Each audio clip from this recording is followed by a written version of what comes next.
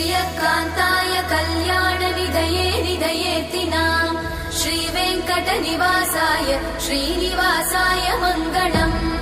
लक्ष्मी सविभ्रमालोकसुभ्रूविभ्रमचक्षुषे चक्षुषे सर्वलोकानां वेङ्कटेशाय मङ्गलम् श्रीवेङ्कटाद्रिशृङ्गाग्रमङ्गलाभरणाङ्गये मङ्गलानां निवासाय श्रीनिवासाय मङ्गलम् सर्वावयव सौन्दर्य सम्पदा सर्वचेतसां सदा सम्मोहनायास्तु वेङ्कटेशाय मङ्गलम्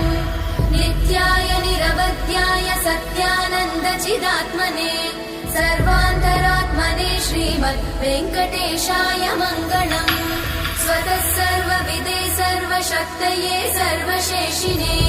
सुलभाय सुशीलाय वेङ्कटेशाय मङ्गलम्।